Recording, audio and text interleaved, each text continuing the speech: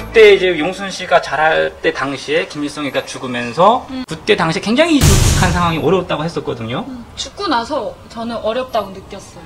아니 스스로가 느낀 거예요? 저는 스스로. 5살인데. 네, 그러니까 왜냐면은 너무나도 실질적으로 그게 느껴지니까 수돗물이 안 나오고 네. 전기가 안 들어오고 집에 쌀이 없어요. 그래서 쌀이 막 없어졌다. 그때 물은 이제 여름이니까 저기 막 하천 이런 데 가서 직접 저희가 꼬맹이들 가서 막 물 길어다가 먹고 그렇게 먹을 수 있지만 이제 쌀은 배급을 안 주니까 저희는 이제 농민이 아니라 그 도시에서 살았거든요. 그러니까 예. 도시에서는 어떻게 밭에 가서 뭐 해올 수도 없고 하니까 그렇죠.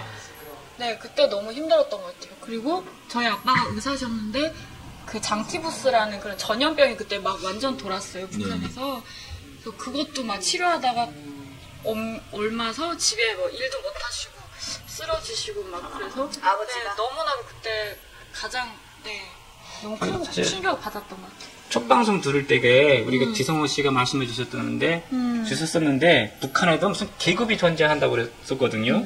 그래서 혹시 용순 씨 가족을 저희 놓고 봤을 때게 무슨 이런 계급이 어떤 정도가 돼요? 거기 있을 때는 일단 계급이 있다는 거 몰라요. 그러니까 거기서는 출신 성분이라고 하는데, 그렇죠. 그쵸. 그러니까 토대라고 해요, 북한에서는. 저희 집안은 아빠 쪽은 굉장히 좋았어요. 그러니까 소위 말하는 빨갱이 집안이었고요. 아버님 쪽. 네, 다 간부하시고, 다 군인하시고, 다 지식인 출신이고 그랬는데, 어머니 쪽이 중국에 친척이 있어요. 그래서 어머니는 대학을 못 가셨어요. 공부를 굉장히 잘하셨는데, 대학 붙었는데 안 보냈어요, 나라에서. 성분이 안 좋다고. 그 환자와 의사였어요, 관계가. 예. 근데 자유연애를 하셔서 결혼하려고 했는데 잠시만요. 저 이해가 안 되는 게 연애가 다 자유연애지 또 다른 연애가 있어요? 북한에서는 그러니까 어머니 시대 때는 중매 결혼이 대부분이었대요. 옛날 그거는 중매, 그렇구나. 예. 저희 아빠와 엄마는 이제 연애를 해서 결혼을 하셨는데 예. 너무 반대가 심했어요. 성분이 서로 안 맞으니까. 예. 근데 뭐 저희 아빠는 나는 평생 의사 할 거지 뭐 당에 입당하거나 출신 이런 거 관심 없다. 그래서 그냥 성분 없고 나쁜 여자랑 결혼해도 나는 살겠다. 그래서 예. 결혼을 하셨죠. 저는 대학교는 갈 수 있었을 거예요. 왜냐면 자식들은 아빠 쪽 성분을 많이 따르니까.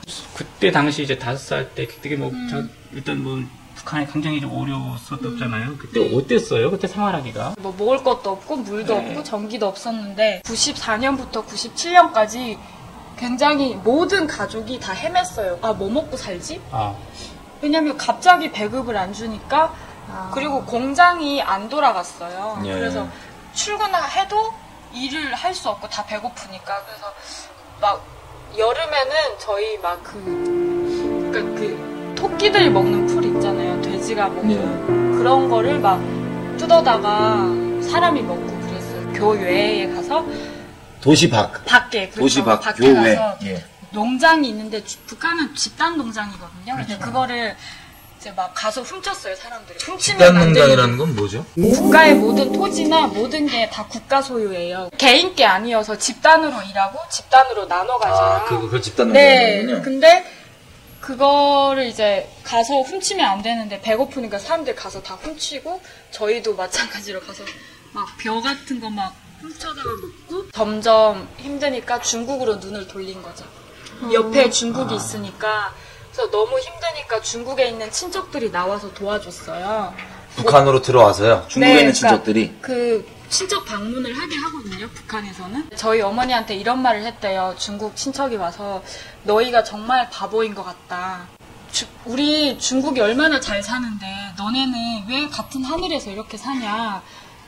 그런 얘기를 한 게 저희 어머니는 그 얘기를 딱 듣고 마음속으로 생각했대요. 중국 가봐야겠다. 그때 벌써. 네, 그러니까 친척들이 와서 막 그냥 자기네는 별거 아니라고 가져온 건데 저희한테는 너무나 큰 것들인 거예요. 막 빵도 가져다 주고 누룽지 막 이런 거 가져다 주고 네, 옷도 막 자기네 안 입는 걸 가져다 주는데 한 트럭을 가져다 주는 거예요. 그래서 와, 어떻게 하면 저렇게 살 수 있을까. 배급이 3년 정도 끊긴 거잖아요. 원래 그 전부터 조금씩 안 주긴 했는데 아예 끊긴 거는 그때부터. 근데 끊겼는데 먹고 살 것도 당장 걱정이긴 한데 일단은 아까 신분이 아버지 쪽이 높다고 했잖아요. 네, 네. 혜택이 없어요? 배급이 아예 다 네. 끊겨요? 1등급부터? 저희 아빠는 의사였어요. 이 병원이 일단 뭐 약이 있거나 환자를 치료해야 되는데 그때는 약도 없으니까 환자가 와도 처방전만 주고 네가 알아서 약을 구해라 이런 식이었어요. 그러니까 의사도 의사로서 자기의 역할을 못하고 그렇지. 그러다 보니까 또 나라에 쌀이 없으니까 의사라고 해서 특별히 배급을 주지도 않아요. 예. 그래서 그런 건 배급은 이제 어떤 사람이 받았냐면 그 보위부나 여기를 말하면 뭐 경찰, 예. 검찰 이런 국가의 그 폭력 국가 공권력을 가진 사람들. 저는 폭력이라고 말하고 싶은데 왜냐면 그 사람들 흔들리면 체제가 흔들리니까 그쵸. 그 사람들한테 먼저 주는 거죠. 아. 저희한테 그 사람들까지만 딱 혜택을 네, 그쵸. 그 사람. 근데 그 시기에는 그 사람들도 되게 먹고 사는 게 힘들었어요. 네. 그 사람들조차도. 네, 저희보다는 그래도 나았지만. 5살 때 김일성에 대해서 그렇게 이 김일성을 거의 신처럼 창조주처럼 받아들이는 그 교육을 세뇌를 받다가 죽었더니 나도 죽어야 되나. 네. 그 다음에 그걸 어떻게 좀 극복하게 됐어요? 정신적으로? 그래서 뭐 7월 8일 날에 죽었는데 예. 김일성이 그러니까 그때 장마철이어서 비가 너무 많이 왔어요. 그래서 한 달 동안 애도 기간을 가졌는데 네. 그러니까 주변에 저희 아빠, 엄마, 친척 모든 사람들이 다 그 동상이 있어요. 북한에는 동상 앞에 가서 김일성 동상. 네 계속 엎드려서 이제 우는 거예요. 그러니까 주변이 다 우니까 저도 울고 한 달 동안 울었던 것 같아요. 그리고 막 유치원 5살인데. 네 유치원 다녔는데 유치원 때 막 애들이랑 선생님들 손잡고 가서 또 가서 인사하고 또 울고 동상에 인사. 네 가서 근데 그게 정말 슬퍼서 나오는 눈물이에요. 저는 처음에 너무 슬펐어요. 그러니까 그렇죠, 그렇게 진짜 배웠으니까. 슬펐어요. 네. 그 막 어떻게 이렇게 위대한 사람이 그러니까 사람이라고 생각해 본 적 없으니까 죽으면 미국 놈들이 쳐들어오지 않을까. 보호해주는 네. 보호막이 아. 없다는 그러니까 거예요. 우리 운명은 어떻게 될까. 막 이런. 우리 나라가 망하지 않을까. 근데 그렇군요. 그 다음에 이제 김정일이 막 와서 장군님이 또 나오셨구나. 예. 그럼 이제 김정일로 대체가 돼서 이제 네, 또 다른 대체가- 보호망이 이제 그쵸. 그때는 김정일이니까 또 다른 그때 세뇌를 된- 받은 예. 거죠. 그 전부터 김정일이 존재는 알고 있었어요. 있긴 있었지만 네. 대신해줄 수 있는 네. 사람이 나왔다는 근데 너무 또 당연하게 받아들였던 게 그냥 같이 그 김정일과 김일성을 병행해서 배웠으니까 저분이 죽으면 이분이 당연히 그 자리에 올라오게 당연하게 네. 또 받아들였죠 그걸. 저도 이제 북에서 살았었지만은 한국 사회에 알려지기는 한 300만 명이 굶어 죽었다고 알려지고 있거든요. 그래서 이제 막 사람들 가다가 막 시체가 발로 차이고 막 그때 그랬다고 그래요. 그래서 사실 제가 살던 그 수용소 있잖아요. 공개 처형해서 죽는 사람은 봤는데 뭐 이렇게 땅바닥에 막 시체들이 굴러다니고 그런 건 사실은 못 봤었어요. 우리도 뭐 300만 명이 굶어 죽을 정도로 물이 좀 났다는 거에 대해서 나도 좀 이해가 안 가거든요. 사실 그게. 저는 근데 이해가 가요. 왜냐면 네. 그러니까 제가 그냥 봤으니까 그거를 어떤 뭘 그러니까 보였어요? 북한에서는 거지를 꽃제비라고 하잖아요. 예. 근데 그 꽃제비가 진짜 뭐 서울에는 노숙자 그 정도 연령대가 아니라 그냥 제 또래였어요. 그 당시에. 어린 그때. 네, 그러니까 갑자기 이 먹을 것이 없고 사회가 막 흔들리니까 가정이 다 해체되면서 아빠는 아빠대로 그렇죠. 노숙하고 엄마는 엄마대로 애들 다 버린 거예요. 그래서 그 어린 애들이 그냥 길거리에서 막 다니면서 먹을 거 얻으면 살고 뭐 얻지 못하면 죽는 거예요. 그냥 길거리에서. 그래서 북한에서는 시장을 장마당이라고 하는데 그런데 가면 제가 만약에 사탕 하나를 사면요. 제가 좀만 방심하면 걔네가 다 훔쳐가고. 저희는 그래도 가정이 해체되지 않아서 집은 있었는데 막 낮에 집에 있으면 막 걔네가 막 와서 문을 두드려요. 먹을 걸 달라고. 그러니까 이게 그냥 문 걸려 있는데 그냥 무작정 그냥 막 와서 문 두들긴다고. 두드리고 그리고 밖에 거리에 나가면 정말 그냥 쓰러져 있는 사람 그냥 있었어요. 그래서 저는 그때 처음에 그런 거 보면 너무 처음에는 되게 충격이었는데 나중에 시간이 가면 갈수록 이게 원래 세상은 이런 건가? 그냥 너무 당연하게 사람 죽어도 그 어린 마음에. 그러니까 사람 죽어도 놀랍지 않은 거예요. 길거리에 분명히 저 사람은 죽은 것 같은데 무섭지 않았어요. 그게 하도 많이 나다 보니까는 그 죽고 이런 것이 어린 나이에 아 이게 그냥 다 이렇게 사나보다 이렇게 생각했고 당연하다고 생각했죠. 이렇게 생각하셨던 거죠. 그렇죠. 그러니까 죽음과의 싸움이구나 결국 삶은. 그쵸. 그냥 내가 살아남는 게 그냥 그렇지. 가장 중요한 거예요. 거기서는 언젠가 그러니까 내가 좀만 우리 집 힘들어지면 나도 저렇게 될 그렇죠. 거니까 그렇죠. 내가 우선 나를 먼저 보호하는 게 가장 최선이니까. 그래서 네. 내가 어떻게 언제 저렇게 될지 모르는 거예요. 혹시 그때 당시 그 공부할 때 그 친구들 뭐 죽은 사람들이 있나요? 네, 있어요. 그러니까 제가 그러니까 97년도에 입학을 해서 인민학교 거기서 그게 초등학교죠? 네, 초등학교랑 초등학교. 같은 이름인데 입학을 했는데 너무 그때도 먹고 살기 힘드니까 선생님들도 반에 학생이 30명이 있었는데 선생님도 이제 출근을 잘 안 하셨어요. 그래서 막 옆반 선생님이 오셔가지고 수업해주시고 그랬는데 이제 나중에는 98년도 2학년, 3학년 이때는 저희 반에 미양이라는 애가 있었는데 걔가 그 학교를 안 나오는 거예요. 그래서 북한에서는 조직 생활을 꼭 해야 돼요. 그러니까 그래야 사람들이 다른 쪽으로 생각을 안 하니까 조직 생활을 아무리 먹고 살기 힘들어도 시키는데 조직상은 뭐지 예를 들면? 이제 그냥 진짜 조직이에요. 연령대별로 다 자기가 속한 조직이 있어요. 뭐 2살부터 4살까지는 어린이집이고 예. 5살부터 6살까지는 유치원을 가야 되고 그 이후부터는 이민학교 가고 중학교 가고 대학교 가고 이런 식으로 연령대에 맞게 자기 조직에 꼭 들어가 있어야 돼요. 북한에서는. 예. 그래서 저희도 이제 인민학교 학생이니까 인민학교에 속해서 거기 안에서 행동을 해야 되는데 애가 이제 학교를 안 나오는 거예요. 그러니까 그러면은 집단으로 찾아가요. 걔네 집에. 친구분 안 나오셨다. 안 나오니까. 집단으로 찾아가요. 네, 그러니까 선생님과 담임 선생님이랑 이제 몇 명 해가지고 가는데 갔더니 죽었다는 거예요. 아, 그러니까 애가 친구가 안 나와서 집에 찾아가 보니 굶어 죽었대요. 뭐 묻었다고. 벌써 그랬어요. 묻었다고요? 네, 그러니까 그 전에 근데 그때 몇 살인 거예요, 그러면요? 8살 때. 8살 때. 네, 그러면 8살짜리 아이가 그냥 먹을 게 없어서 가만 앉아 있다가 어떻게 보다니까 그냥 가만 앉았다가 그냥 그대로 그냥 굶어 죽었다는 거야. 그냥 아무것도 못 먹고.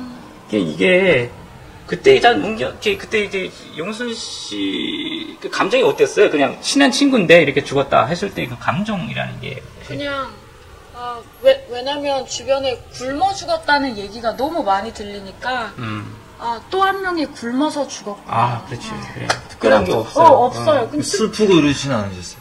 근데 친구니까 일단 그래도 슬펐던 것 같아요. 슬펐는데 그냥 또 언젠가는 나도 방심하면 굶어 죽겠지? 뭐 이런 생각? 어릴 때 벌써 그런 생각 든다는 게 저는 이게 상상을 할 수가 없어요. 왜냐면 제 저도 어렸을 지금 때 상상할 수 없는데. 초등학교 때를 생각하면 정말 아무 걱정 안 하고 그냥 막 놀고 막 이럴 때인데 걔한테도 되게 미안한 게 막 반에서 찔키가 작고 말랐었어요. 그래서 근데 그러니까 좀 약한 애들은 막 가서 막 놀림도 당하고 그러는데 제가 되게 많이 놀리고 막 걔 손에 먹을 것이 있으면 저희는 막 다 뺏어요. 먹을 거 있으면은. 설마 그것 때문에 그러지 않았을까 하는 죄책감이 남는 거지. 그러니까 그때 걔가 딱 죽었다고 했을 때 내가 그거 뺏어 먹지 말아야 됐었는데 이런 됐어. 하다가 그냥 그 슬픔도 잠시 그냥. 벌써 어려울 때 이런 걸 겪었다는 것 자체가 어떻게 보면 좀 슬픈 노릇이 아니나요? 이렇게 현실 자체가 슬프죠. 상상이 좀 안 돼요, 저는. 솔직히. 부모님, 용순 씨 부모님들 같은 경우에는 어떻었나요? 그때 할머니 같은 경우는 계속 저한테 일제시대 얘기를 들려주셨어요. 먹을 게 없을 때 일제시대 때 잘 살았대요, 할머니가. 할머니가 그때 말씀하시는 네, 거예요? 그러니까 지금보다도 잘 살았다. 일본 사람들 있을 때 또 어머니는 저한테 70년대, 60년대 이때 잘 살았던 얘기를 해주시는 거예요. 이렇게 배고프지 않았다, 우리나라가. 근데 갑자기 이렇게 된 거는 김일성이 죽어서 나라가 많이 약해져서 그렇다고 그런 얘기를 했었어요. 할머니가 얼마나 어려웠으면은 네, 일제시대랑 비교하더라고요. 그렇게 얼마나 북한 상황이 비교할 데가 없어서 심지어 얼마나 어려웠으면 일제 시기 때 비교를 하겠어요. 그때 막 다 들으셨겠지만 막 인육을 사람도 막 잡아먹고 그랬어요, 북한에서. 근데 아니, 그게 연계- 실제예요? 네, 실제예요. 그러니까 북한에 있을 때 들었어요, 듣기는. 그러니까 북한에는 공개 처형을 자주 해요. 예. 그래서 그 당시에 가장 많이 했던 게, 소를 잡아먹은 사람과, 예. 그리고 인육, 사람을 잡아먹은 사람을 공개 총살을 되게 많이 했어요. 그때가 언제? 96, 97, 98 이때 막 되게 막. 총살하는 거 본 적 있어요? 그러니까 방송을 해요. 총살하니까 며칠 몇 시 어디로 나와라. 광고 방송을? 네, 그러니까 무조건 봐야 되는데 그 공개 처형의 죄명이 인육을 먹는 게 있었다는 거죠? 먹었거나 소를. 공개 처형을 북한에서 한다는 건 저희도 알고 있거든요, 남한에서. 근데 그 죄명들이 얘기하잖아요. 그 중에 죄명이 사람 고기를 먹었다고 하는 게 죄명 가운데 있었다는 말씀이시죠, 지금? 많이 들었어요. 그래서 어디서 또 그런 일이 있었대. 그러면서 이제 그러니까 주로 약한 어린 애들을 많이 그렇게 그렇게 하나 봐요. 그래서 그러면은 무서웠겠네요. 그러니까 밤에 못 다니게 하시고 부모님이 그랬어요. 우리 같은 경우는 뭐 납치나 뭐 이런 위험한 그런 것 때문에 못 다니게 하는데 내가 네, 살인자였으니까. 제가 이제 그 숑산에서 살 때게 내가 뭘 잘못했잖아요. 잘못해서 이제 간수가 나보고 물어봐요. 처벌을 줄 텐데 너 매를 맞겠느냐 아니면 밥을 굶겠느냐 물어봐요. 그러면은 내 경우에는 밥을 절대로 굶으면 안 돼요. 밥 굶는다는 게 무섭고 상상하기 힘든 거거든요, 사실. 그래서 끼 굽는 게 아니에요? 한 끼 굶는 거 아니, 한 끼 같은 거 걱정도 안 하지 사실. 며칠씩 굶기거든요, 소벌로. 그러면은 배고픔이라는 게 얼마나 끔찍한지 잘 알기 때문에 매를 맞겠다고 그래요, 저는. 물어봐요, 간수가. 그러면 저는 매를 맞겠다고 그러거든요. 그래서 사실 이 배고픔이라는 게 사람으로서는, 그래서 저도 동감이 가는 게, 일단 배고픈데 뭐라도 당장 먹고 싶은데 그냥 죽기는, 그냥 죽을 수 있는 사람의 마지막 발악이라도 해야 되잖아요. 그러니까 어쩔 수 없이 저 앞에 있는 사람이 설사 인간이라고 할지라도 먹을 수 있는 거라고 알기 때문에 잘 먹는다고 저는 생각을 하고 있거든요. 근데 그 당시에는 사람으로 안 보인대요. 사람으로 안 보이고 그냥 고기처럼 보인대요. 그래서 그러니까 제가 북한에서 그런 얘기 듣고 중국에 그러니까 와서 그거를 실제 겪은 사람을 만났어요. 그러니까 북송 당하면서 나중에 중국에 와서 북송 당하는 과정에서 제가 그러니까 그 안에서 만난 여자분의 사위가 사람을 잡아먹은 거예요. 실제. 네, 실제로. 근데 그 얘기를 같이 나누잖아요. 북한 네. 사람들이. 그럼 나눴을 때의 반응은 어때요? 우리나라는 왜 이럴까 이런 얘기를 하면서. 근데 그때까지도 이 체제가 잘못돼서 그렇다는 생각은 못했어요. 그렇게 어린 시절에 실제 우리가 상상하기도 어려운 눈앞에서 뭐 이렇게 사람들이 굶어 죽 같은 나이 또래들이 5살, 8살, 뭐는 10살 미만 애들이었죠. 집에 이렇게 구걸하러 오고 또 친구 죽고 또 이 공개 처형 나면은 그 죄명 중에 이 놀라운 것들 당당히 나오는 것들은 뭐냐면 사람 고기를 먹었다는 이런 그게 어린 시절이라는 뜻이죠 지금. 그러면 그런 상황 가운데서 어떻게 몇 턴지도 저희는 정말 상상하기 어렵지만 어떻게 하다 그러면 등에서 나오게 되셨어요? 어머니가 이제 98년도에 초에 중국으로 이제 넘어갔어요. 그러니까 어머니가? 뭔가 구해와야겠다. 너무 쌀. 배가 먹을 게 없으니까. 그게 그냥 도저히 비밀로 나간 거죠. 그렇죠. 그러니까 그때 아빠랑 상의를 해서 중국에 친척한테 가서 원래 이제 쌀이든 돈이든 가져와야겠다. 6개월 만에 다시 돌아왔어요. 6개월 동안 나가서 계셨죠. 중국에 이제 가 계신 거죠. 어머니가요? 근데 저희는 이제 죽었나? 그러니까 워낙 소식이 없으니까 어머니가. 그랬었는데 겨울에 가셨다가 여름에 오셨는데 이제 돈이랑 쌀이랑 옷이랑 가지고 오신 거예요. 몰래. 그러니까 성공을 하신 거죠.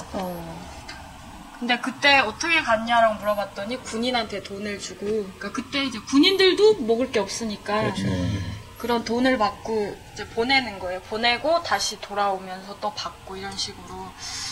그렇게 해서 이제 1년간 그렇게 살다가, 그러니까, 아빠, 엄마가 이제 사는 게 힘들고, 아빠는 전염병에 이렇게 옮아서 의사로서 이제 직장에도 못 나가고 하다 보니까 이제 불화가 생겨서 이렇게 두 분이 헤어지게 됐어요. 그래서 저는 엄마와 살게 됐고 동생은 여동생이 있는데 아빠와 살게 됐고요. 그렇게 살다가 엄마가 이제 이 나라에선 도저히 못 버티겠다라고 생각하고 아이 그냥 저를 데리고 중국으로 간 거예요. 그게 10살이죠. 그쵸. 98년 10살 때. 10살 때 이제 갔어요. 북에서 나오신 거죠?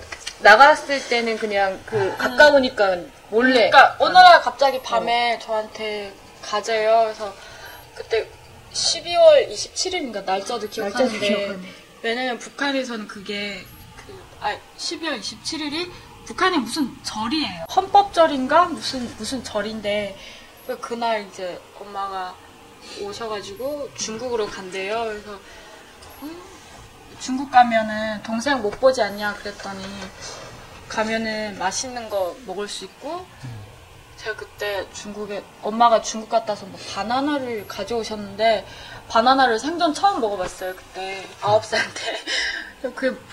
거기 가면 되게 바나나도 많이 먹을 수 있대요. 그래서 갔어요. 저는. 그러면 동생이랑 헤어질 수도 있다는 건 동생은 아빠한테 간 거예요? 그쵸. 아빠한테 가고 저는 엄마랑 이렇게 그러니까 가족이 갈라지시는 거죠? 반쪽만 거죠. 그렇게 살다가 저는 동생이랑 이별도 못하고 그냥 간 거예요. 이렇게 가고 떠날 때 동생 얼굴도 못 보고요, 그냥. 그냥 말하면 안 되니까. 동생이 어려서 이거를 밖에 나가서 우리 엄마 언니 중국 갔어요라고 말하면 그 당시에는 너무 살벌했어요, 분위기가. 잡히기만 하면 무조건 정치범 수용소나 심하면 이제 정치범 수용소 이렇게 공개 처형 될 수도 있고. 그래서 얘기 안 했고. 비밀리에 이제 간 거죠. 그러면은 일단 넘어간 것 자체는 성공을 했어요. 왜냐면 겨울이어서 얼음판이니까 그냥 뛰어가면 돼요. 두만강이 얼어가지고 5분도 안 걸렸어요, 가는데. 너만 둘이 뛰어갔어요? 네. 그래서 너무 놀라웠던 게 거리가 정말 5분 거리밖에 안 되는데 어떻게 이 두 나라가 이렇게 사는 게 다를까. 벌써 어린 나이에 그런 걸 느꼈다는 말씀이에요? 이게 느껴지는 거예요, 너무나도 이게. 이건 아닌 것 같다. 같은 하늘 아래에서. 친척집으로 가게 된 거예요? 네, 근데 친척들이 저희를 외면했어요. 그러니까 왜요? 정작 중국에 와서 살고 싶다라고 얘기하니까 부담스럽나 봐요. 물건은 대주는데? 대줄 수 있는데 삶의 터전을 가꿔줘야 되니까 자기네도 그러니까 중국 가서 알게 된 건데 저희 중국 친척들도 중국에서 잘 사는 편이 아니었던 거예요. 네. 그래서 책임질 수 없으니까 시집을 가라고 그래서 인신매매를 당했어요. 네? 중국에 넘어가면 북한 여자들은 대부분 다 팔려가요. 도움을 받아야 되는데 어느 집에 들어가지 않으면 보호를 받지 못하니까. 근데 결혼하면 되는데 인신매매. 그러니까 그게 사실 말이 결혼이지. 그러니까 결혼이라는 거는 서로 이제 대면하고 마음에 들면 결혼하는 건데 저희는 그런 게 없죠. 뭐 그냥 무조건 사겠다 하면 이제 가야 되는 거고. 누가 산다는 소리예요? 중국에 있는 노총각들이 두만강을 넘어서 중국에 가면 국경 지역에 인신매매 하려고 하는 브로커들이 되게 많아요. 잠시만요. 그러면 네. 북에 넘어오면 거기서 이제 대기하고 있다가 이 브로커들이 바로 이렇게 네, 대로 소개시켜 주는 거죠. 소개를 해주는 네, 거예요? 브로커가 거기 많아요. 되게 많이 깔려 있고. 예. 근데 네. 친척들도 있었잖아요, 그게. 친척들은 근데 말씀드렸지만 친척들이 저희가 엄마가 여기 북한을 떠나서 이제 이렇게 중국에서 살려고 왔다 도와달라 하니까 그 이후로는 이제 전화도 안 받더라고요. 처음에는 저희는 아주 산골에 팔려갔어요. 저기 북경 근처에 있는 그 막 앞뒤가 다 산인 시골 완전 산 속에 갔는데 막 네. 근데 거기서 정말 그러니까 북한보다 더 문화 혜택을 못 받은 곳인 거예요. 완전 중국 시골에 문화 혜택을. 그러니까 문명이 없어요. 거기는 아주 막 농사도 차로 이렇게 기계로 하는 게 아니라 막 말로 소 이런 걸 이제 농사하고 그러다가 거기에 2년 동안 있으면서 엄마랑 저랑 이제 도망치려고 엄청 노력을 했는데 결국 다 실패했어요. 그래서 왜 도망치려고 했어요? 그러니까 먹고 살 수는 있었잖아요. 잘 살려고 왔는데 왜 이렇게 갇혀 있어야 되냐. 그리고 또 한 가지 그 사람들 저희를 계속 감시하는 거예요. 도망칠까봐. 누가 감시를 해요? 그 가족들이. 가족들이요? 돈을 되게 비싸게 주고 샀어요. 얼마에 주고 산 거예요? 그때 99년도지. 99년도에 저희를 2만 위엔에 샀어요. 그러다 보니까 저희가 아예 돈인 거예요. 그래서 막 감시하고 그런 것도 너무 싫고 해서 도망가려고 하다가 결국 실패하고 2년 후에 2000년도에 공안이 저희를 와서 잡아갔어요. 그래서 그때 너무 행복했어요. 드디어 이곳을 벗어나는 거예요. 공안이 잡아가는데도? 네, 잡아가는데 너무 좋았어요. 저 근데 대우는 어땠어요? 그 사람들이요? 왜냐면 돈을 주고 샀기 때문에. 그 사람들을 어떻게 생각하냐면요. 저희는 북한에서 왔으니까 우리가 원하는 건 오직 먹을 거밖에, 그러니까 오직 음식이다라고 생각하는 거예요. 그 사람들은. 저희를 그렇게 취급하는 거 도저히 자존심이 허용을 못하는 거죠. 어떻게 취급했어요? 그냥 오직 배부르면 되지 않냐. 밥 먹고 일 시키려고 하고. 돼지 취급을 네, 했군요. 그렇죠. 그러니까 저 그때 11살, 12살 때인데 막 밭에 가서 일하라는 거예요. 만약에 뭐 그분들이 저희를 고발을 했다면 아예 중국에서 발도 이제 내딛지 못하고 잡혀갈 수도 있으니까. 제가 그냥 알고 있는 숫자로만 해도 이제 북에서 나오신 여성분들은 한 90%가 거의 다 인신매매를 당한다고 거의 들었거든요. 9%가 그렇다고 보셔야 돼요. 그래서 이제 좀 어려운 얘기일 수도 있겠는데 그 팔려가면 인신매매를 통해서 사람이 겪을 수 없는 그 끔찍한 어떤 뭐 성노예는 물론이고 뭐 별의별 그 인간으로서 대접 못 받는 것들을 겪으신다고 제가 얘기 들었고 또 남자분들은 뭐 이렇게 잘못하면은 장기를 다 빼서 이렇게 그냥 뭐 판다는 얘기를 들었는데 그런 부분에서 혹시 사실 확인이 뭐 그게 정말인가요?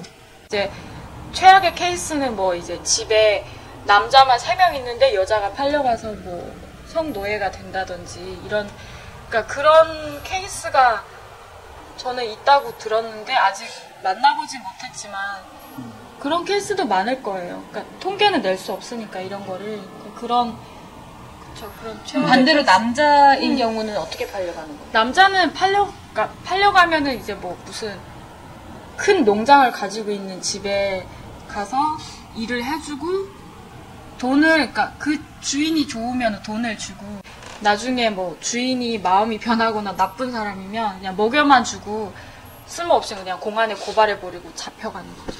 그런 식으로. 그러니까 제가 듣기로는 그런 거였거든요. 이제 그 북한 분들이 북에서 나오시면 인신매매도 당하시고 아니면 이렇게 어떤 강제적으로 노동을 거의 이제 착취를 당하는 거죠. 그런 일을 당하더라도 아무 소리 못하는 그런 끔찍한 일을 당하는데 아무 소리 못하는 게 북적이 없고 공안에 신고하면 저희는 무조건 북송당해야 되니까 그게 두려워서 반항을 못하죠. 그 사람들도 그게 약점이라는 거 알고 저희를 막대하는 거죠. 그러니까 아무도 저희를 보호해주는 뭐가 없는 거죠. 그러면 이제 나아가서 공안에 잡혀갔을 때 행복했다고 했잖아요. 그 뒤에 얘기도. 그 뒤에 이제 2000년도에 잡혀가서 신의주를 통해서 처음 강제 북송 당했죠. 그 잡혀서 갔다는 건 북송을 당하는 거죠, 지금. 그렇죠. 북송 당해서 신의주로 이제 나갔는데 김정일이가 기분이 좋았나 봐요. 2월 16일이 김정일이 생일이에요. 네. 근데 그 시기에 저희가 잡혀 나갔는데 그냥 무죄 석방해줬어요. 원래는 어떻게 되죠? 원래는 되게 막 갇혀 있으면서 조사를 받고 뭐 했냐 뭐 다 조사를 받고 나서 각 지역으로 이제 보내요. 저는 이제 함경북도니까 평안도에서 함경북도로 보내지는 데까지도 되게 시간이 오래 걸려서 막 몇 개월씩 그 집단 생활을 하면서 수용소에 갇혀서 노동을 해야 돼요. 네, 뭐 그러니까 이제 근데 그거를 다 면제해 준 거예요. 2월 16일이 김정일이 생일이니까 장군님이 배려다. 그러면서 저는 지금 참 놀라운 게 제가 엊그제 이제 그 북에서 오신 한 어머니를 뵀어요. 개인적으로 뵌 건 아닌데 어떤 그 큰 자리에서 뵙게 됐는데 그분은 이제 아들이 둘이신데 먼저 이 땅에 오시고 남한에 오시고 첫째 아들이 탈북을 했다가 중국에서 붙잡혀서 북송을 당해서 보육부에 끌려가 조사를 받잖아요. 그렇죠. 근데 보육부에서 죽어서 나오지 못한 거예요. 그러니까 남자들은 되게 많이 때려요. 여기 죽어서 나오지 못했다 그러는데 이틀 전에 이제 라오스 부근에서 자기 둘째 아들이 잡히셨대요. 네. 그래서 이제 북송당할 처지가 있는데 문제가 뭐냐면 그럼 지금 중국에 계신 거겠네요. 그렇죠. 근데 문제가 뭐냐면 그분의 둘째 아들이죠. 그 어머니의 둘째 아들의 아들, 그러니까 그 어머니의 손자가 난 지 20일 돼 있어요. 20일. 20일 됐는데 잡혀가고 간다 그러는데 20일짜리도 같이요? 그렇죠. 근데 그거에 대해서 얘기하시는데 제가 참 마음 너무 안타깝죠. 왜냐면 아들 하나 이런 것도 우리가 정말 비교할 수 없을 슬픔일 텐데 지금 두 번째 이제 둘째 아들까지도 이제 잃을 것 같은 마음에 이제 간절하게 이렇게 호소하시는 걸 제가 봤는데 원래는 되게 정말 운이 좋은 케이스인 것 같아요. 아 듣다 보면은 정말. 근데 저 같은 경우는 운이 좋은 거. 그러니까 북한에서도 90년대 후반부터 2000년대 들어서면서 탈북자가 완전 너무 많아졌어요. 예. 중국으로 넘어가는 사람들이 뭐 수정에는 뭐 20만 명 된다고 하는데 그러다 보니까 북한에서도 하루에 막 북송을 수천 명이 이렇게 넘어오는데 그거를 다 처벌을 할 수 없는 거예요. 너무나 숫자가 많아서 처벌할 수 없다. 예전에는. 네.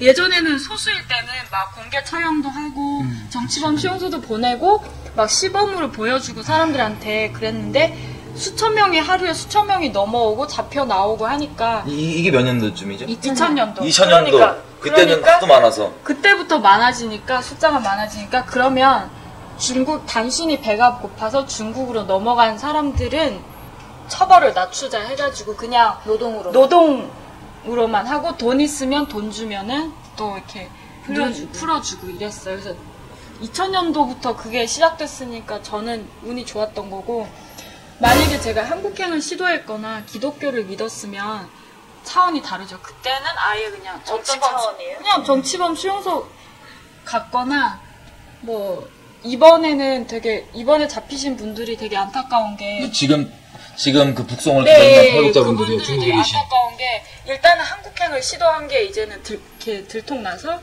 그게 문제고 또 하나는 김정은 애도 기간인데 그래서 김정은이 선포했잖아요. 요 기간에 잡힌 사람들은 무조건 죽여라고. 그러니까 3대까지 죽이라고 그랬더니 보통 죽이면 3대가 죽여요. 아, 보통 죽이면 네, 보통 그러니까 정치범 수용소에 들어가도 3대가 다 들어가고 그러니까 그래서 너무 안타까운 거예요. 그냥 일반 탈북자가 아니라 정말 이거는 그럼 이번이 최악이네요. 네, 정말 최악이어서. 그러면 영순 씨가 그때 당시 잡힐 때 그때 검을 받았었나요? 잡혀 나갈 때? 그러니까 고문은 안 했어요. 왜냐면 저희가 한 번에 그 차로 넘어가면은 막 50명, 60명씩 막 넘어가요. 한 번에. 그러니까 너무 많으니까 그 사람들도 그 보이부에서도 몸 수색하거나 고문하려면 너무 자기네도 힘든 거죠. 그러니까 그냥 주로 이제 검사하는 게 에이즈 걸렸는지 보고 또 하나는 몸 수색을 해요. 옷을 다 벗기고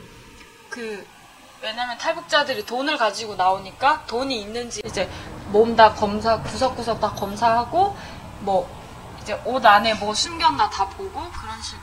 그러니까 되게 그게 첫 번째 북송이었을 때. 네. 그게 몇 번 됐다고 들었거든요. 3번. 근데 또 그렇게 돼서 정착을 어떻게 또 나오게 되셨어요? 그러니까 그때는 그렇게 무죄 석방 됐는데 정말 운 좋게.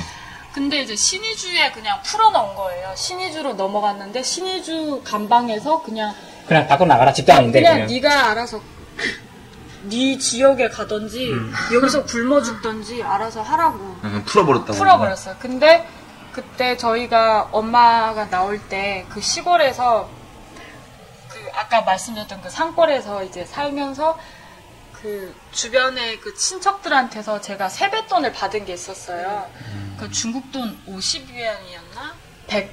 100위안이었나? 아무튼 그거를 북송 당하면서 그 감옥에서 저희가 그거 신발을 뜯어서 신발 깔창 밑에 깔았어요. 그거를. 중국 감옥에서? 네. 그런데 이제 그걸 안 들킨 거예요. 몸수색할 때. 그래서 그거를 다시 꺼내서 돈을 바꿔서 그렇게 해서 신의주부터 회령까지 가는데 사실 기차로 뭐 하루면 정상 운행하면은 그렇게 갈 수 있는데 5일 걸렸어요. 전기가 없으니까 차가 좀 가다가 서고 그러니까 차 안에 5일 갇혀 있다가 그러니까 거기서는 돈이 있어도 사 먹을 수가 없어요. 차 안이니까. 그래서 물도 못 먹고 5일 동안요? 네. 그러니까 저는 하루에 평균 이틀에 한 끼 먹었나? 그렇게 왔어요. 그러니까 거의 죽다시피 하면서 도착을 해서 다시 국경으로 온 거죠. 저희 고향이 국경 쪽이니까. 그렇게 해서 이제 와보니까 아빠는 결혼을 하신 거예요. 벌써 결혼을 하신 거예요? 아빠가 다른 2년 후에 이제 결혼을 하셨으니까 원래 두 분이 헤어진 상태에서 왔으니까.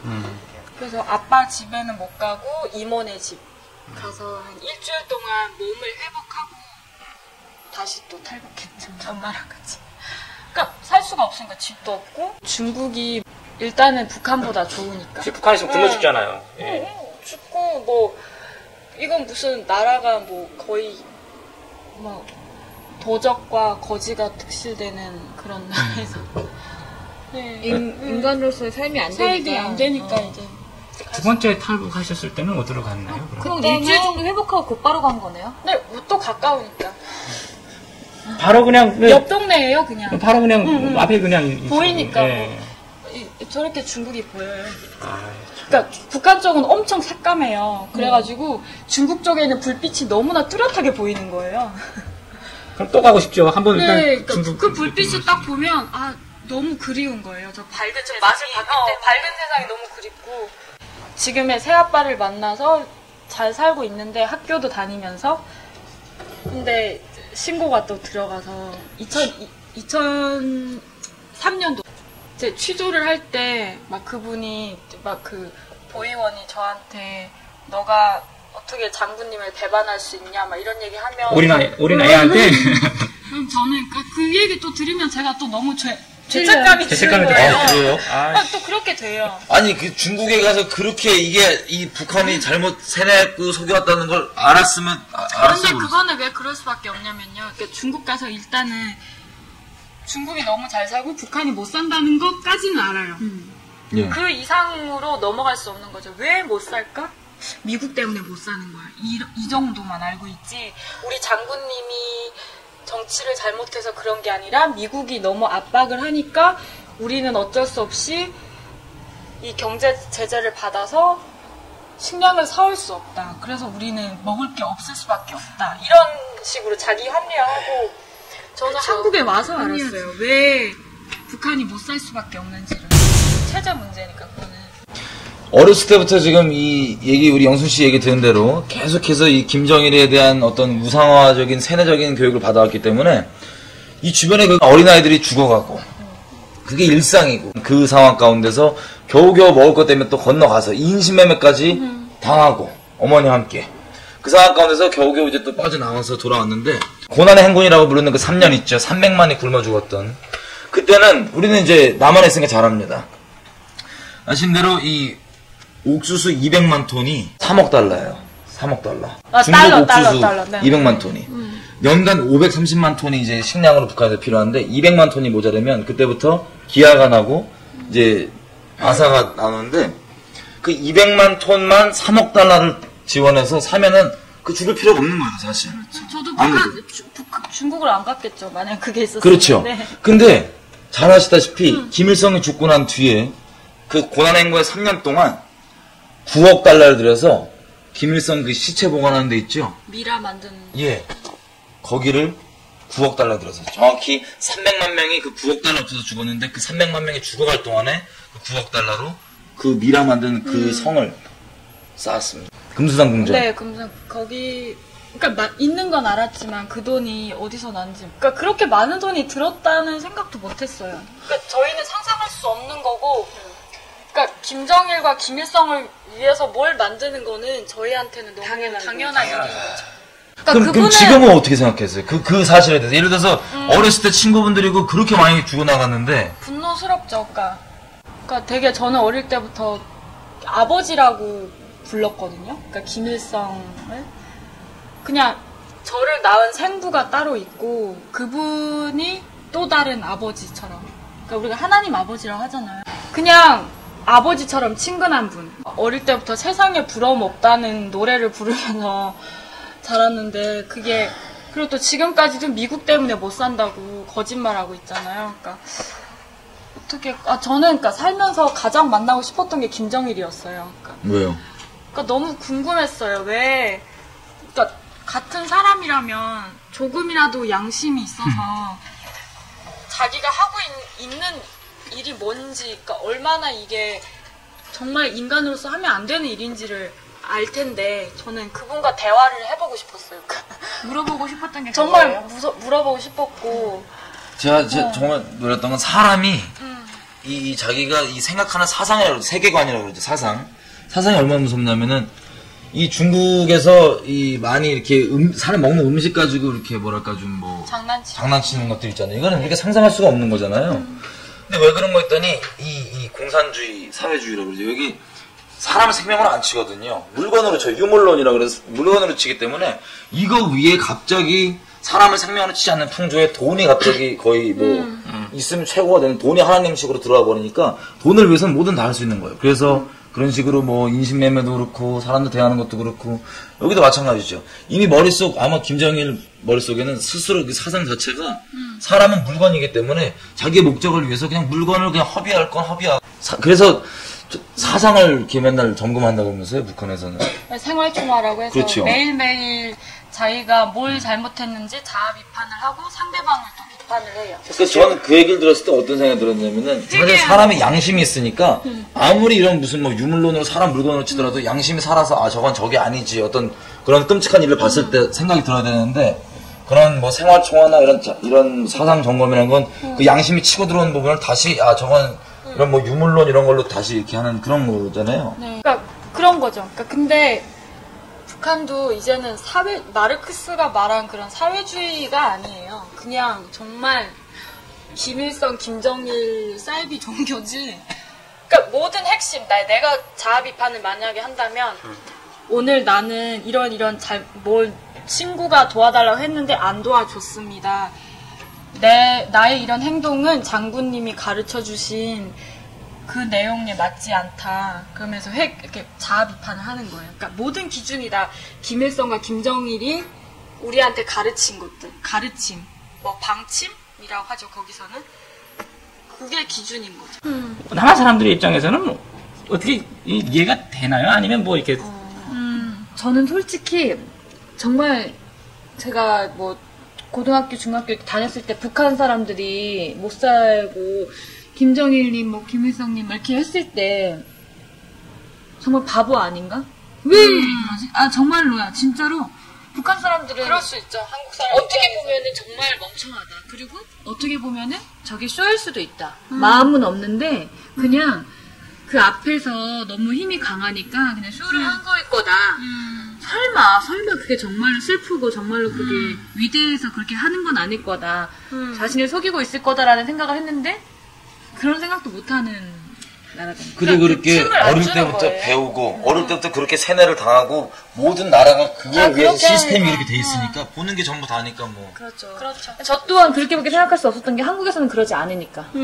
한국은 절대 그럴 수가 없으니까. 그러니까 만약에 이 방에 이 몇몇 사람들 가둬놓고 맨날 한 사람이 교주가 돼서 계속 그걸 가르치면 그냥 그렇게밖에 생각할 수가 없어요. 제 경우도 이제 저도 이제 태어난 것 자체를 이제 폐쇄적인 공간에서 태어났잖아요. 이제 뭐 수용소라고 해가지고 거기서 태어나서 그냥 사실 저 같은 경우는 배운 것도 없어요, 사실. 뭐 이런 뭐 흔히 이제 용순 씨가 말하는 무슨 뭐 혁명, 뭐 김일성, 김정일이 무슨 이런 여러 가지 무슨 사상에 대해서 가르쳐주고 이런 거에 대해서 배우지조차 자체를 못했었고 또 내가 태어나서 눈에 보였던 게 그냥 제복을 입고 다니는 총 메고 다니는 간수하고 죄수복을 입고 다니는 죄수하고만 딱히 보였거든요. 그러니까 저 같은 경우에도 아 그러면 나도 태어났으면은 나도 그럼 이렇게 살아야 되겠구나 하고 당연하다고 생각을 했던 거예요. 그러니까 근데 이게 꼭 내가 살았던 난 지금까지 그렇게 생각했었어요. 이게 꼭 정치범 수용소만 일으킨 거구나 생각했었는데 그게 아니라 북한 사회 전부가 다 그냥 2,300만 명이 다 구령 교육을 받았고 그렇게 하게끔 강요를 받았다는 거죠. 결국은 한 사람을 위해서 오직. 이게 말도 안 되는 거예요. 이게. 그러니까 안 들으면 또 폭력으로 그렇죠. 이제 하니까 죽이니까 무섭죠. 그 폭력 안 들으면 폭력하고 폭력 또 쓰니까. 예전에 그런 뉴스 뭐 북에서 계시면서 그런 뉴스 들었는지 모르겠는데 뭐 어떤 집에서 불이 났는데 그 사람이 밖으로 뛰어나오면서 제일 먼저 가지고 나온 게 자기 재산이나 자기 집 도구가 아니라 뭐 김일성, 김정일 초상화를 뭐 이렇게 사진을 가슴에 품고 막 뛰어나왔다고 그래요. 그러지 않으면 3대가 뭐 멸족하니까. 그런 거 혹시 보신 거라 들어보신 적이 있나요? 그냥 그래요. 뭔가 이제 뭐 저는 북한에 살면서 이사를 2번 정도 했는데 그러니까 이사할 때마다 가장 고이 모시고 뭐 이렇게 하는 게 초상화와 그리고 북한에서 여기 배지라고 하잖아요. 이렇게 초상화 달고 다니는데 그거 만약에 초상화를 왜 이렇게 아끼죠? 그러니까 저도 듣기로는 뭐 자기 자식이 타 죽었는데 초상화도 같이 타갖고 그 부모가 자기 자식을 위해 슬퍼할 겨를도 없이 뭐 정치범생서 갔다 그런 얘기를 들었거든요. 이게 실제인가요? 네, 그러니까 실제로 그래요. 일단은 네가 그분을 존경하지 않았고 그랬기 때문에 애국하지 않았기 때문에 네가 그 초상화를 못 챙겼다 이렇게 말하면은 어떻게 가서 할 수 없는 거죠. 말할 수 없게. 그럼 그것 때문에 뭐 정치범생소를 가도 이렇게 거기는 변호사도 없고 법정도 없어요. 그냥 가라고 하면 가야 되는 거예요.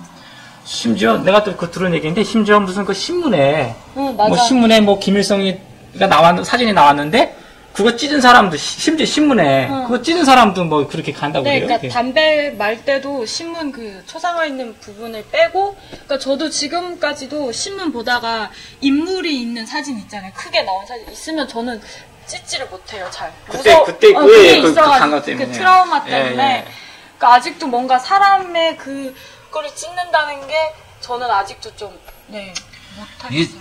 지금 제가 솔직히 방송 오늘 2회를 일을 시작하면서 너무나 큰 충격을 받았고 지금 뭐라 그럴지도 모르겠어요. 왜냐면 그 어릴 때부터 겪었던 것들, 눈에 봤던 것들. 근데 지금 제가 이렇게 여러 케이스를 들어봐도 지금 영순 씨 같은 경우는 정말 운이 좋고 정말 이렇게 큰 뭐랄까 좀 부유함 가운데 있는 걸로 저는 그 많은 분들과 비교하면 들렸거든요. 그렇죠. 그래서 우리가 또 지금 너무 충격이 더하고 있는데 북송 두 번째 된 거부터 좀 얘기를 들어볼게요. 그러니까 두 번째 그때 예. 2003년도 전 세계적으로 사스 때문에 힘들었고 실제로 중국이 사스가 가장 많았어요. 맞아요. 예. 그래서 북한에서도 되게 무서운 거죠. 저희가 넘어가니까. 그래서 막 격리 기간을 한 15일 동안 가져서 검사 계속 하고 그래서 사스균이 없다라는 거를 판정받고 이제 그 노동 단련대라고 해요. 노동 단련대는 한 6개월 정도 그 안에 갇혀 있으면서 강제 노동을 하는 데인데 그 안에 이제 들어갔어요. 들어가서 일단은 먹을 거를 안 줘요. 그러니까 주긴 주는데 뭘 주냐면요. 그 소금물 있잖아요. 네. 소금물을 끓여서 주고 그리고 그 뭐지? 옥수수 껍데기? 그거를 알도 아니고 네, 껍데기를 이제 이렇게 밥이라고 해서 주는데 사실 아무도 안 먹어요. 왜냐면 거기 있는 사람들은 다 중국에서 맛있는 밥을 먹어봤기 때문에 이거는 중국 가면 개, 돼지도 안 먹는 거라고. 그러면서 안 먹고 그러다가 이제 그 안에서 위생도 안 좋으니까 막 설사 막 이런 병이 걸려서 죽는 사람도 막 몇 케이스가 있었고. 그 감옥에서요? 그게. 그러니까 그 안에서. 단련대 안에서. 그리고 막 일단은 임신한 여자들은 무조건 병원 가서 애를 지워야 돼요. 네? 그러니까 강제 낙태를 시키는 거예요. 그러니까 왜냐면 일단은 그러니까 중국에서 임신을 해서 넘어오면 일단은 강제로 낙태를 한다고요? 북한 말로 말하면 종자가 다른 거예요. 북한 사람의 애가 아니니까 이렇게 하고 그리고 그래서 막 같이 넘어갔던 이모들이 그러니까 임신 막 2, 3개월쯤 되면 티가 안 나잖아요. 그러면 다 막 숨기고 그랬어요. 근데 애가 이렇게 티가 나고 이러면은 그거는 진짜 뭐 타협할 수도 없어요. 그거는 무조건 지워야 되는 거예요. 지워야 되는 거. 왜냐면 또 그게 강제로 데리고 가서 지워버린다는 거죠? 병원에 가서 이제 병원 가는지 어디 가는지 모르겠지만 아무튼 그렇게 가서 제가 듣기로는 마취도 안 하고 그렇게 근데 말이 근데 이제 저건 이게 왜냐면 그게 탈북할 요소가 되거든요. 이 애가 있으니까 아빠 찾으러 또 간다.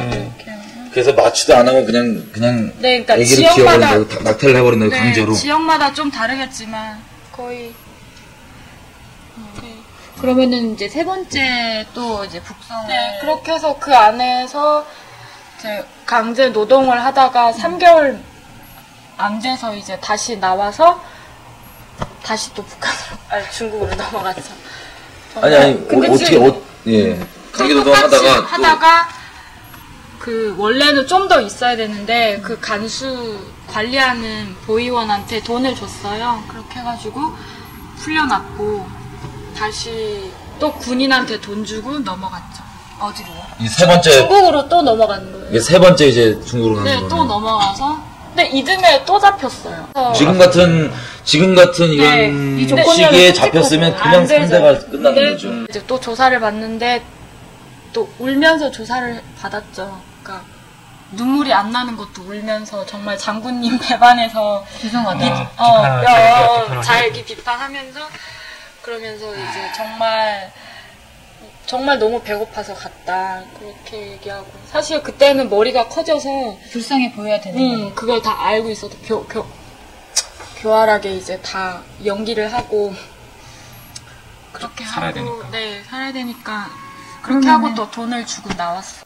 그리고 나서 한국으로 어떻게 오게 됐는지. 그렇게 해서 2005년도에 다시 중국으로 넘어가서 그래서 2006년도쯤 됐을 때 제가 이제 엄마가 한국에 갈 수 있다는 소식을 들은 거예요.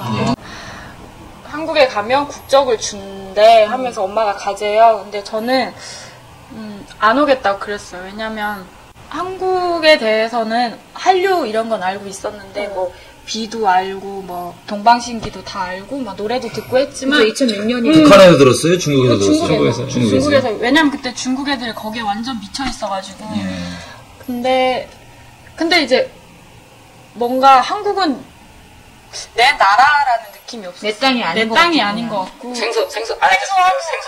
북한에서도 어릴 때부터 막 남조선 어린이들 막 길거리에서 막 구걸하고 막 그런 사진을 보면서 우리도 되게 못 살았는데 막 우리가 완전 거지인데 막 남조선의 거지가 득실하다고 막 미국의 식민지라고 막 그렇게 교육받아서 그런 영향을 많이 받아서 오고 싶지 않았는데 엄마가 국적도 주고 나중에 또 알아봤더니 대학도 갈 수 있다 이러는 거예요. 그래서 그것 때문에 왔어요. 대학 때문에. 왜 공부가 하고 싶었어요? 그러니까 그 이유는 내가 뭐 큰 사람이 돼야겠다 이게 아니라 그 중국에서 중국 사람들이 저희를 엄청 이렇게 무시하고 이런 거를 저는 돈도 없고 힘도 없으니까 뭔가 한국에 와서도 대학교 다녀서 다시 중국에 가서 나를 무시했던 사람들 찾아가서 다 보여줄 거야 뭐 이런 마음. 그렇지. 그렇게 지금은 그런 마음 없어요. 지금은 그냥 근데 일단 공부는 좋긴 좋아요. 그래서 이제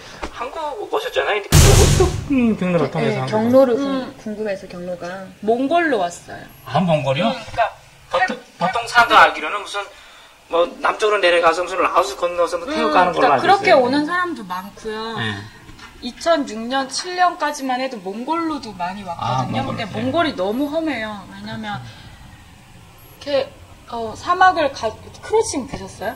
네. 크로싱 보면 그 준이가 그 몽골에서 실제로 찍은 거잖아요. 그러니까 크로싱에서 나오는 그 네, 남자 준이, 주인공 꼬망이. 준이 죽잖아요, 거기서. 그러니까 실제로 죽을 수 있어요, 거기서. 저희도 14시간을 사막에서 헤맸는데, 왜 헤맬 수밖에 없냐면, 방향을 몰라요. 그러니까 허 벌판이니까, 이게 나무 한 그루 없으니까, 이게 방향으로서 잡을 수 있는 뭐, 목표물이 없는 거예요. 그래서 가던 길 또 가고, 다시 돌아오고 이러면서, 막 심지어 어떤 사람은 넘어갔다가 다시 중국 국경으로 넘어가는 거예요. 그러니까 모르니까 길을. 그러니까 뭐 나침반 이런 게 전혀 없었어요. 나침반 있었는데 나중에는 그것도 이제 너무 계속 걸었는데 아무것도 안 나오니까 사람이 이렇게 미쳐간다고 해야 되나? 이게 맞나? 막 이런 생각하면서 14시간을 걷다가 저희도 거의 포기했어요. 아, 이제는 죽어야겠다.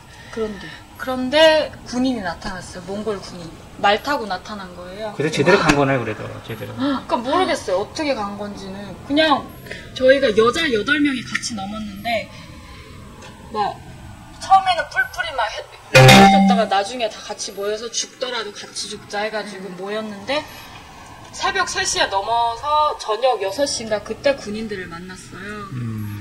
너무 저는 그 순간이 너무 기적 같아요. 그래서 어때요? 그때 그 사람 만났구나 할 때 정말 저는 거기서 하나님 만난 것 같았어요. 구원자죠, 구원자. 너무 몽골 군인들 키 큰 몽골 군인들 얼마나 반가웠을까. 말 타고 왔다고 해서 네, 말 타고 와가지고 그 사람들이 딱 보면 알죠. 북한에서 온 걸. 저희가 이제 노스코리아에서 왔다 하라고 그랬어요. 브로커가. 그래야 알아듣는다고. 그랬더니 저희를 이제 데리고 이렇게 부대에 데려가서 따뜻한데 이제 씻게도 하고 대사관에 연락해서 대사관에서 직원이 나오셔가지고 한국말 하더라고요. 100만은 아니었지만 진짜 말 타고 오신 왕자님 같았어요. 되게 친하게 지냈어요. 그 군인들이랑. 한 달 반을 몽골에서 이제 그러니까 대기 순서가 있어요.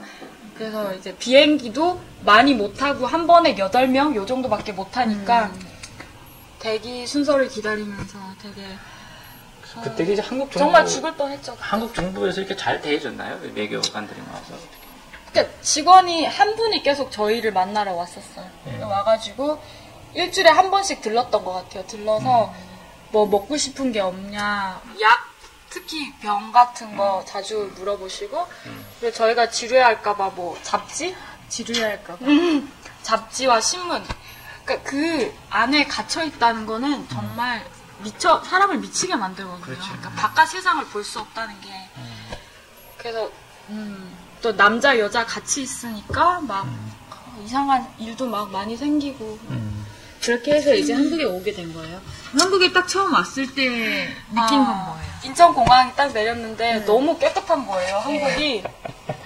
2006년이면은 저희도 이제 뭐 한국이란 나라가 옛날처럼 뭐 들었던 세뇌교육으로 못 사는 나라가 아니니까. 아니, 그러니까 중국에 있을 때부터 잘 산다는 건 알고 있었는데, 근데 이제 좀 실망했던 게 딱 내렸는데 저희를 마중 나오는 인천공항 직원이셨나봐요. 그분이 저희한테 저희가 이제 비행기 맨 마지막에 내렸어요. 이렇게 승객들이 다 내리고 저희가 내렸는데 옷차림 보면 딱 알잖아요. 그래서 사람들 막 쳐다보고 그랬는데 그 직원분이 저희 딱 보시면서 한국에 왜 오셨어요? 이러는 거예요. 공항 직원이요? 응, 직원이. 그러니까 이미 그분은 수많은 탈북자를 맞이했었나 봐요. 저희한테. 그래서 어떤 이제 여자분 한 명이 잘 살려고 왔어요. 그랬더니 그분이 되게 비웃으시면서 잘 살아보세요 이러는 거예요. 그래서 되게 분단이 60년 되니까 그러니까 더 이상 그러니까 저희는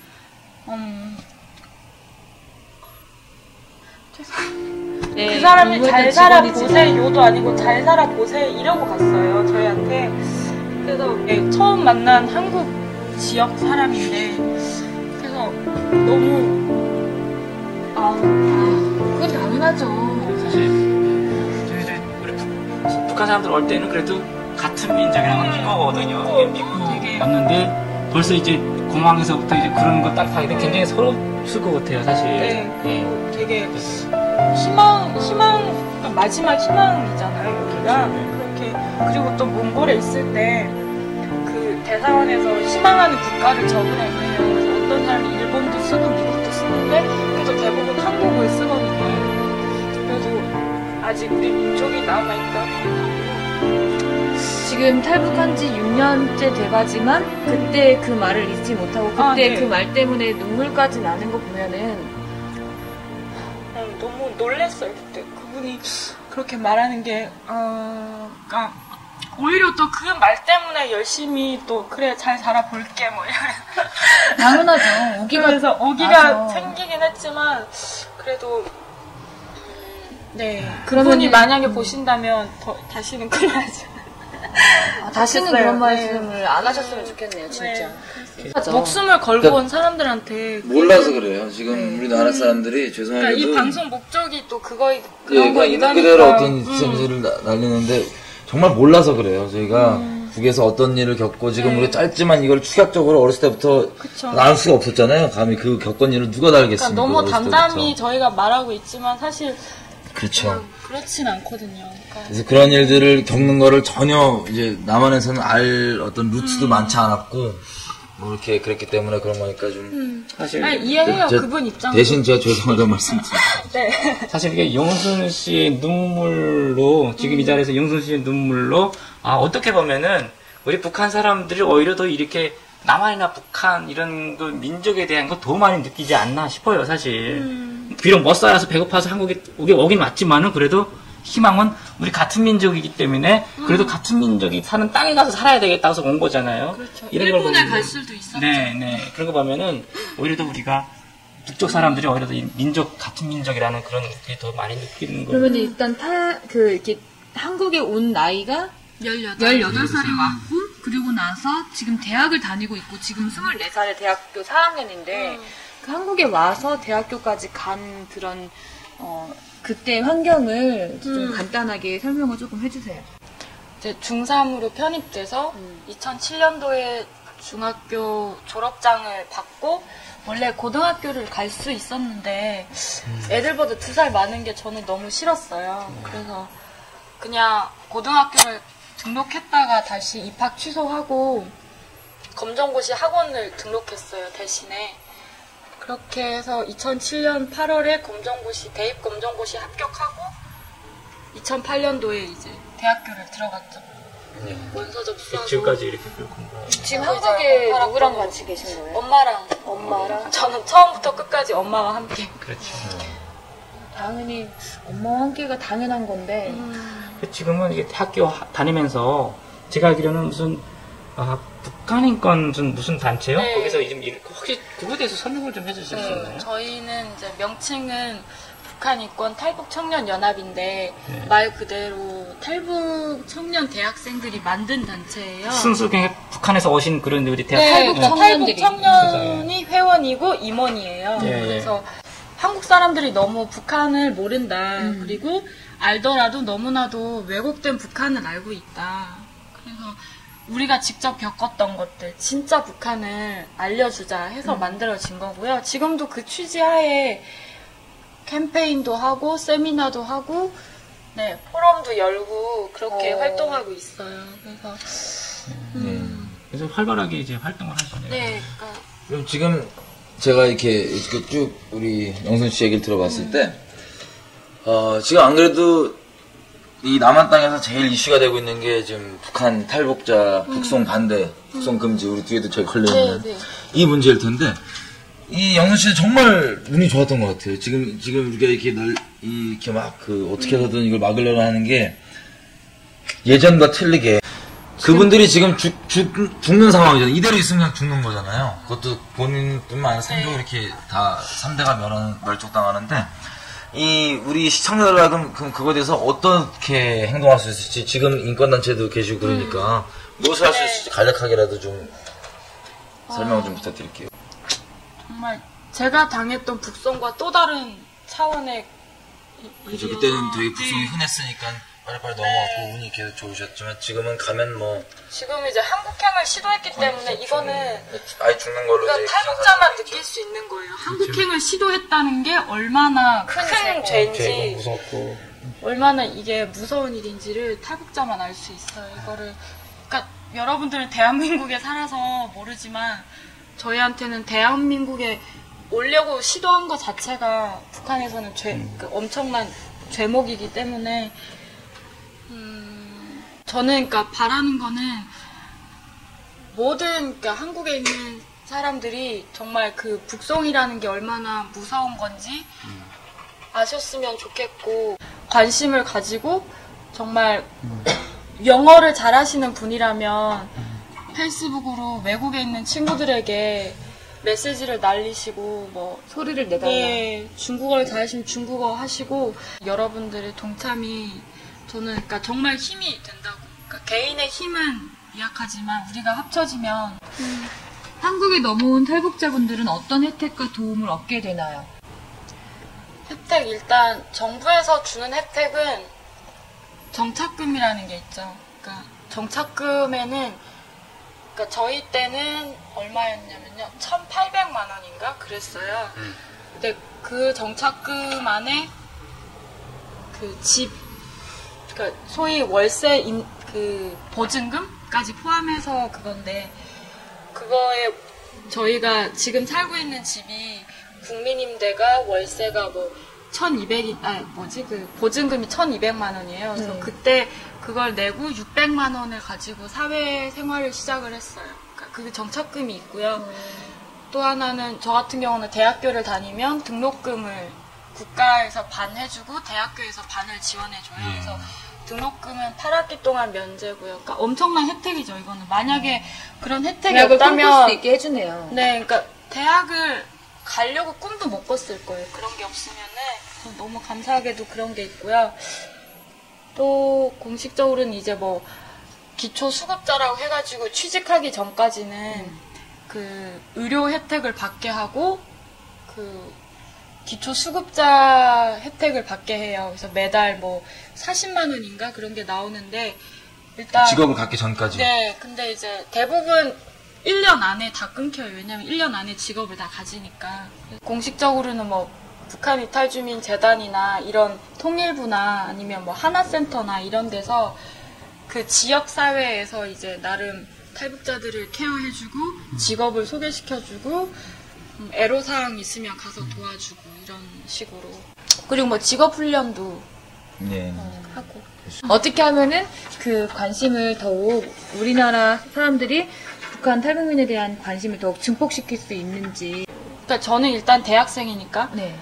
아마 그러니까 지금 탈북 대학생이 500명 좀 넘는다고 해요. 전체 합쳐서. 한국에 있는 대학교마다 이제 퍼져 있으니까 탈북 대학생을 만났으면은 정말 그분과 친구가 되어서 이제 같이 나누면서 이제 북한 얘기를 들으면서 그렇게 하면서 북한에 대해서 좀 더 많이 알면서 관심을 가지면 되고, 뭐 국가적 차원에서는 요즘 이제 다문화 이런 공익 광고가 되게 많잖아요.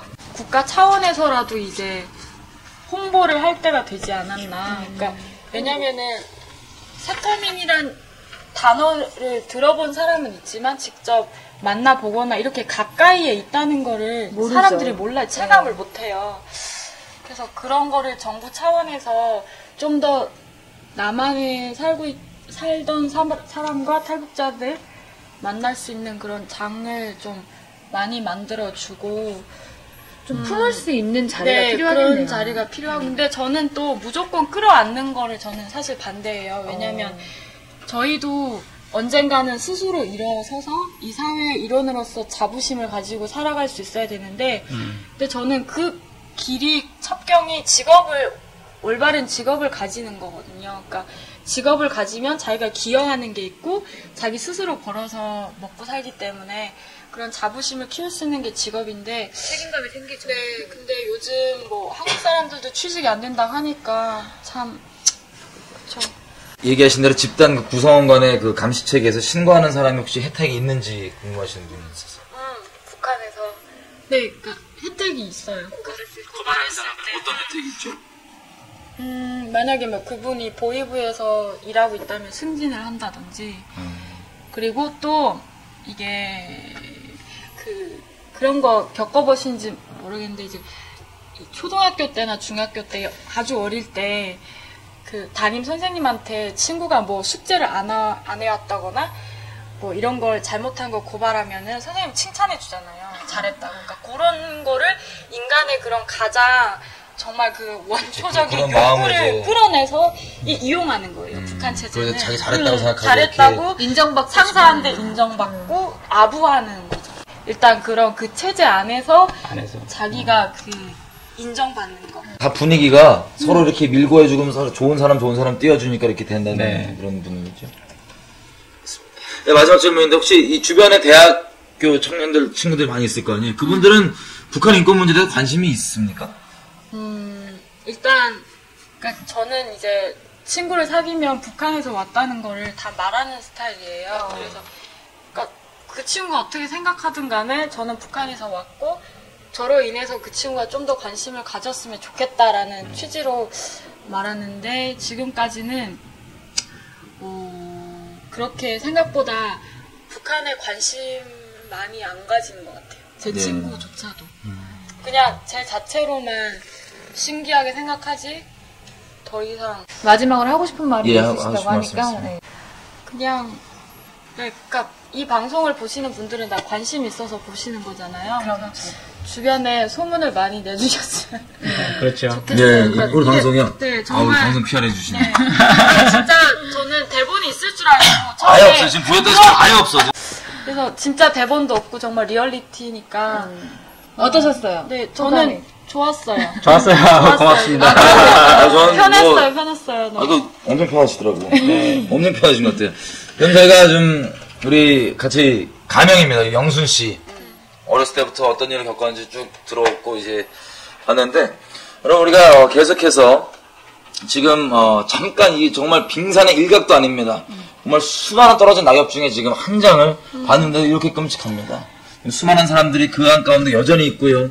또 그들은 우리가 봤던 것처럼 어렸을 때부터 세대를 당했고 체제 자체가 그렇기 때문에 뭐가 좋은지 모릅니다. 우리가 볼 때 너무나 안타까운 거 우리가 정말 관심을 갖고 한 동포로서 우리가 목소리를 내고 일어나야 되고 우리가 또 그 본질을 정말 잘 알아서 어떤 마음가짐인지를 좀 알고 그들을 위해서 우리가 무엇을 할 수 있을지 각자의 자리에서 이런 실상들을 먼저 알리는 것부터가 정말 그들을 위한 길이라고 생각합니다. 그래서 지금 당장 아시다시피 매일 지금 북송을 그 죽으면 삼족 그 3대가 멸절당한다고 기다리고 있는 그 북송을 기다리고 있는 탈북자분들이 계시죠?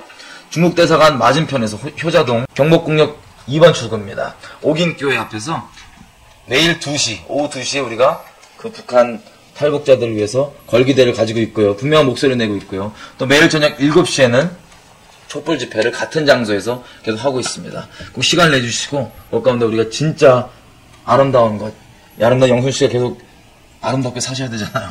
수많은 영순 씨가 북한에 많습니다. 자유도 모르고 진짜 선이 무엇인지 모르고 이 남한 땅 가운데 어떠한 정말 기회가 있고 자유가 있는지도 모른 채 살아가고 있는데 꼭 좀 우리가 남일을 생각하지 마시고 그 탈북자들의 북송 반대를 위해서 모이는 모임에는 남한 사람들의 수도 쓰지만 외국 사람인데도 우리랑 같은 핏줄이 아닌데도 와서 직접 그 참상을 들었으면 우리가 양심 있으면 이렇게 행동하는 것들이 있는데 외국 분들이 나와서 얘기하는 게 있는데 그 영상 클립을 지난 한 주 동안 있었던 거 잠깐 우리가 줄여서 어떤 일인지 현장을 좀 전하고 좀 맞추고 싶습니다. 수밖에 없잖아요. 그래서 호소하는 거잖아요. 이걸 논문 써가지고 뭐 글 써가지고 된다면 되는데 그러지 않단 말이잖아요. 그걸 유지할 수 없으니까 이렇게 하는 건데 경복궁 관광객들이 들어갔다가 청와대 보고 도석청역에 통닭 먹으러 가잖아요. 일본 사람들이. 이거 호소문을 딱 연습을 했어요. 많이 연습을 했는데 호소를 하고 또 우리가 요구하는 거 요구합니다 이렇게 하고 이익이나 그런 자기 이익이나 그런 거 원해서 한다면 안 하거든요. 그죠? 강제 북송된다는 거를 생각하면은 가만히 있지 못하잖아요. 예. 그래서 그런 마음 가지게 되었고요. 오늘 그리고 무슨 고등학교 3학년 친구도 거기 찾아왔더라고요. 오늘 아침에 조선일보에서 기사를 봤다. 그래서 거기 중국 대사관 앞에서 2시에 시위가 있으니까 아빠 나가자 해가지고 왔다는 친구를 만났어요. 제가 오늘 그 호소문도 읽고 나니까 일본 사람이세요? 한국말 할 줄 아세요? 제가요 지금 고등학교 3학년인데요. 북한 인권 개선을 위해서 할 수 있는 일이 뭐가 있을까요? 이렇게 물어봤거든요. 저를 보고.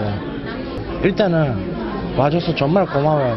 오기 정말 잘했어. 이렇게 말을 하고 그 친구 손을 잡아가지고 서명하는 데 가서 서명 일단 하고 그리고 이거 전단지를 나눠드리고 그 친구는 무슨 학교에서 학생회장을 한대요. 고3인데 자기가 대학 가는 시험 준비도 해야 되는데 그 말을 듣고 제가 말한 것이 뭐냐면은 내일 모레 학교 가면은 뭐 친구들 데리고 시위 오는 것도 있겠지만 우선은 담임 선생님에게 이런 거 갔다 왔다 이렇게 말하면은 담임 선생님이 또 교무실에 가가지고 다른 선생님들하고 같이 그런 얘기를 할 수 있지 않습니까? 그거부터 해라. 뭐 제가 잘난 건 없지만은 그렇게 말했어. 그러니까 저뿐만 아니라 그런 마음 하나 가지고 오늘 여기까지 찾아온 사람도 있단 말이에요. 마음이 뜨거울 때 해야겠다 하면은 정말 행동으로 옮기는 거 그게 중요하다고 생각해요. 정말. 예.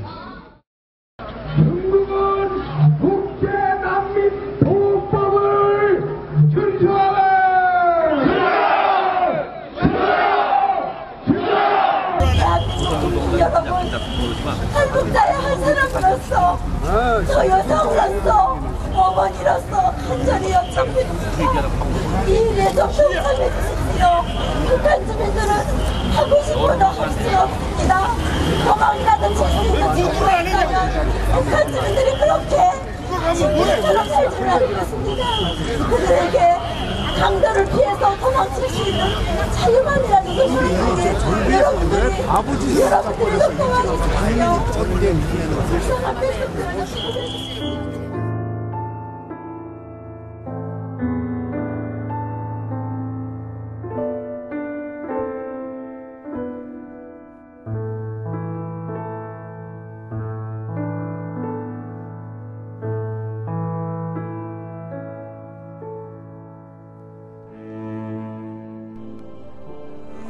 좀 있었으면 그게 제일 바라는 게 아프든 뭐 못 살든 편안하지 않을까 이거라고 하고 없으니까 또 잡혀가면 또 어머니랑 동생과 또 헤어지지.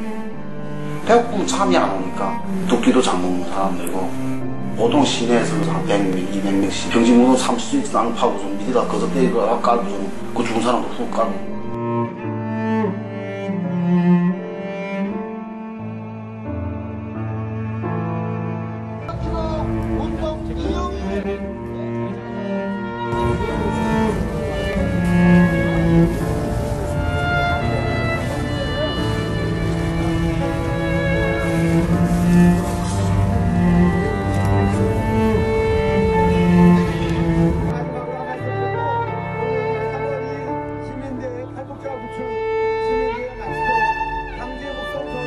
음식을 걷어 먹거나 전화당과 비벼 먹어요.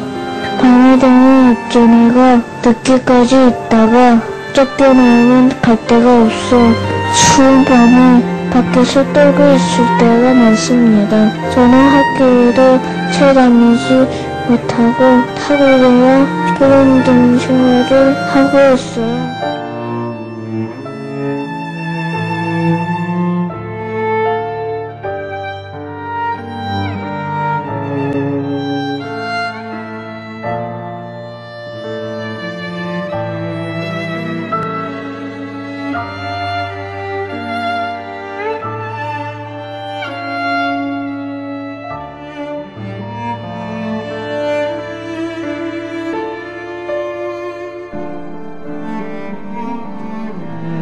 조선에서 자유가 없고 인간으로서는 살 수 없기에 언제 어떻게 붙들릴지도 모르고 정말 돌아가게 되면 인간으로서는 받을 수 없는 그런 수치를 당해야 됩니다. 그래서 자유를 가지고 살고 싶고 또 정말 인간으로서 정말 인권을 누리면서 살고 싶습니다. 내가 7,000원에 팔려갔는데 우린 너로 돈 주고 사온 물건이다. 우리 집에서 앉으라 맞고 서랑 서고.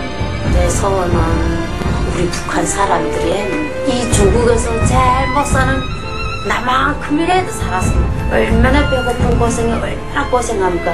확정적인 오감적 폐쇄적이고 자유라는 것이죠. 역시 감기는 어제는 그 가지고 뭐 감기 같은 건 참을 수 있단 말인데 어제는 그런데 야 약해질 때를 좀 약해졌으니까 내가 이 사람을 따라가기만 힘들더란 말인다. 그리고 진짜 그저 숨 오지 그저 하나 그저 내 이제 여기서 벌어 못 가져가면 집에 친구가 다 죽는다. 그저 이 생각 하나 가지고 악쓰미 그저 악을 내왔습니다. 살아서 갈 수 있겠어요? 악수를 해야지. 시가지 가고 뭐 하던데 얼을 주고 가고 마다 주고 가고 국물 주고 가고 이걸 우리